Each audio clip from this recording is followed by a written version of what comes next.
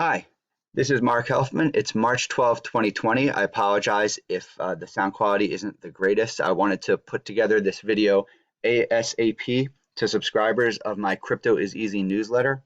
If you're not subscribed and you're watching this video, click on the link below, check out the newsletter, and if it's something that you want to subscribe to, please, by all means, give it a go.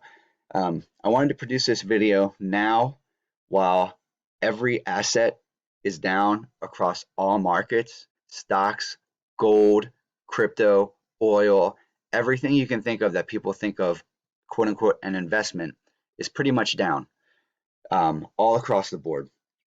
And I wanted to take this opportunity to revisit what I talked about a little bit in my last video, which is the significance of that line I showed you, which is the 150 DMA, the 150 daily moving average. It's the line that smooths out 5 months worth of investor sentiment and psychology and price action into a line, a mathematical algorithm that you can compare to the price movements of Bitcoin to get a sense of sentiment.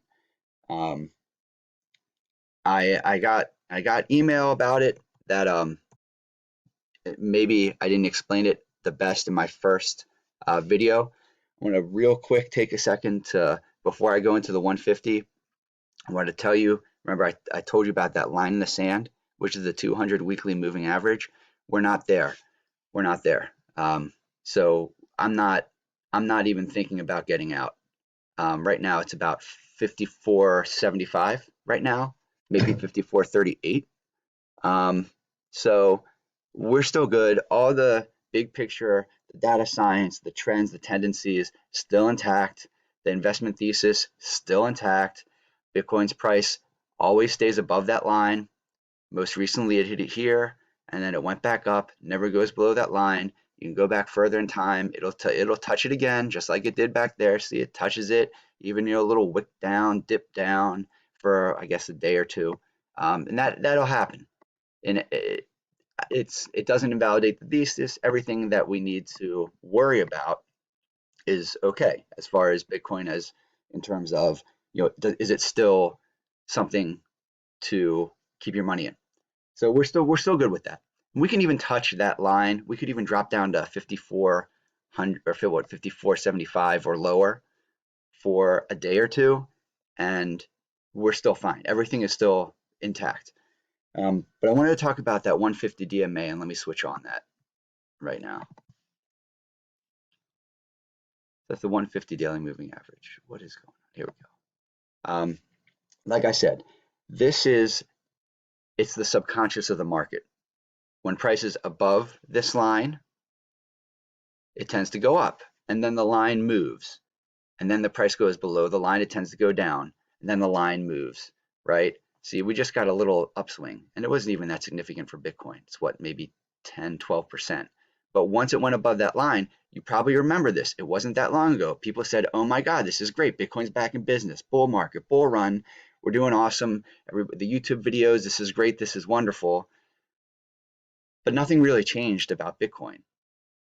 And that's because, and nobody was saying like, oh my God, now the price is above the 150.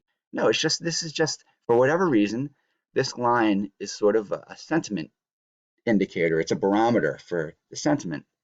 And the way you use it is to kind of understand when the price moves, is it really a dip and then we're going to bounce off, or is it something more serious? Let me take you back to the great bull run that everybody remembers, that long bull run from the end of 2015 to the end of 2017. And with this 150, like anytime you tapped it for a day, maybe 2 days, whatever, let's zoom in a little bit, right? You might tap it for a day, then it bounces back up. Tap it for a day, it bounces back up. Tap up. Even here, look, we tap it, right? We bounce back up. Over here, look, we tap it, we bounce back up. Those are the legit dips, but there are going to be times where it touches the 150, and those are not dips. Those are real changes in shifts. Like look back here, right before we had that bull run. We crashed, it wasn't even a crash. Just the line went below. It didn't dip, it didn't bounce. It went straight down below right there. And then it took a little while to come back up. So that's why we use the 150, because that's our barometer of when to worry and when to be, okay, whatever, cool, we don't care. And, buy the dip or worry that we're going to go lower, right?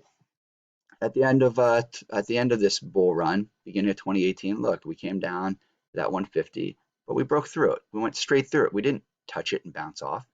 If we had gone down here like this and seen something like this, right? Then Bitcoin to the moon. But we didn't see that.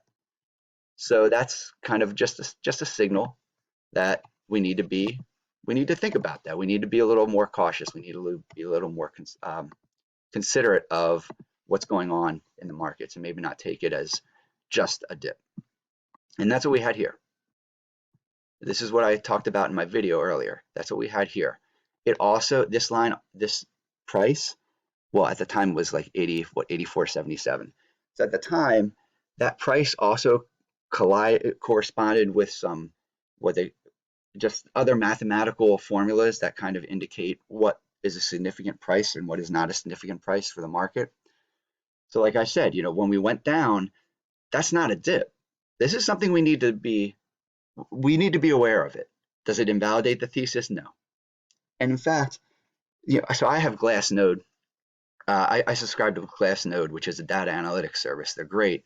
My terms of service don't allow me to show you those charts, and you can understand why. I mean, their business is providing this data for profit. They need to make a profit in order to provide the data. That's the service they provide. So if I'm giving it out for free on YouTube, they don't want that. So I'm not going to violate my terms of service by putting it out there on YouTube. But there are some indicators. For example, there's a measure of the movement of Bitcoins that have been sitting around for just a little bit compared to the movement of Bitcoins that are held by OGs. Like, we're talking about years, going back over the years. And so that is a strong correlation. There's a strong correlation between that ratio to the strength of bounces when the price goes down and the general trajectory of Bitcoin. And right now, that's still holding. That line in the sand I told you about, that you saw it earlier in the video, a 200 weekly moving average, 1,400 days, moves out 4 years worth of psychology and sentiment about Bitcoin. People in the market for 4 years, smooths it all out, reveals the subconscious of those people. We're still above that. There are other measures that show we're okay. We're okay. Big picture, we're okay. There's what I saw some research that indicates that this dip, this nasty, gnarly dip, was a liquidation of people who were taking out.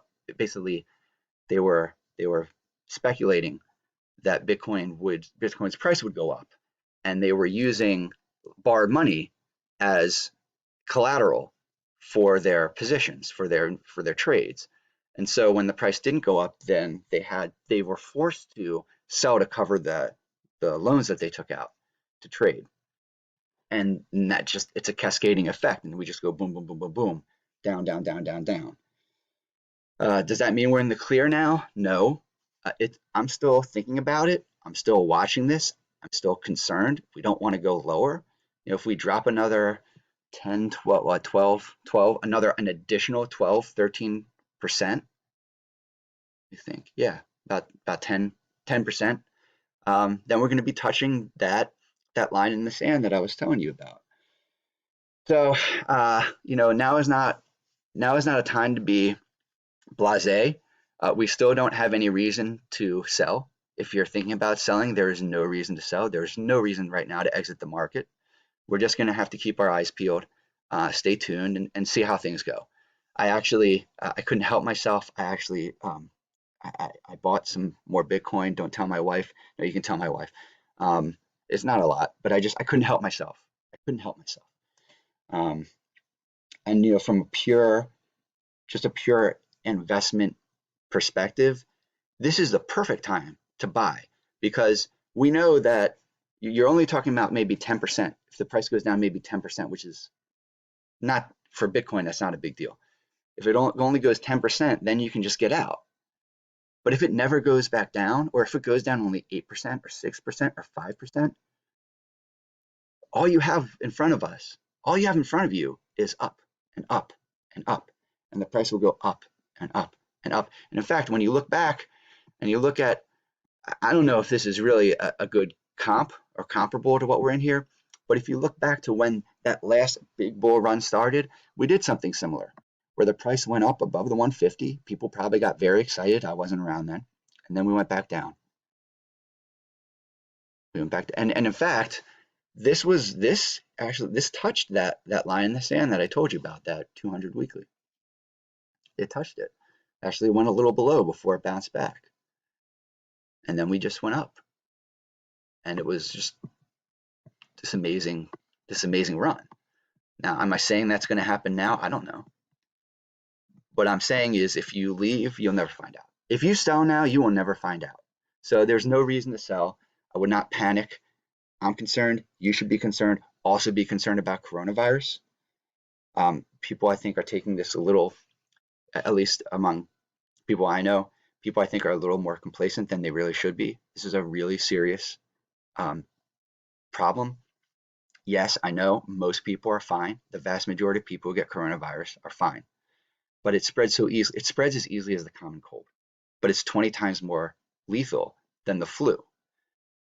The goal right now for everybody is to make sure that we don't spread it and let it just take its course naturally without this huge emergency situation where you have just, literally millions of people getting so sick that they need to be cared for, that they need hospital care, and we don't have the capacity to serve them.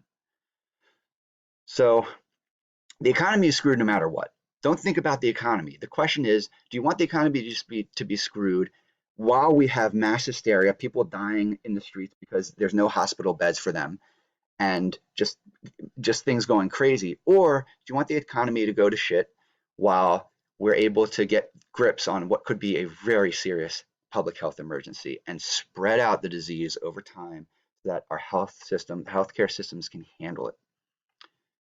Just be careful, be safe. If you're worried about the bigger picture about all these assets crashing at the same time, I personally have a very diversified portfolio. I have strong cash positions and bond positions. In fact, without those strong cash and bond positions, I would not have taken as much risk on cryptocurrency, and I also have some private equity investments in private companies.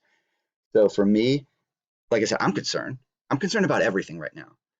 But, I also have the good fortune or the good luck of having a very diversified portfolio. So yeah, I mean, we're all going to suffer. Let's hope it's not suffering a lot, and try to keep perspective on everything. Be responsible.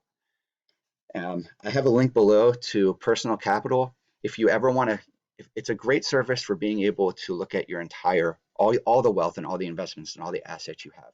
You can put in your house, your car, you can put in your car loans, your mortgages, bonds, crypto, everything you want, and you can put it into the Personal Capital dashboard, and you will always see in real time your net worth, changes in your net worth, those big picture, I'm a big picture guy. You can always see those big picture changes. That's the link below. I guess that's it for now. You can see the prices going up. We're bouncing back up. Let's hope it stays that way. Nobody can predict the future. If you can, relax and enjoy the ride.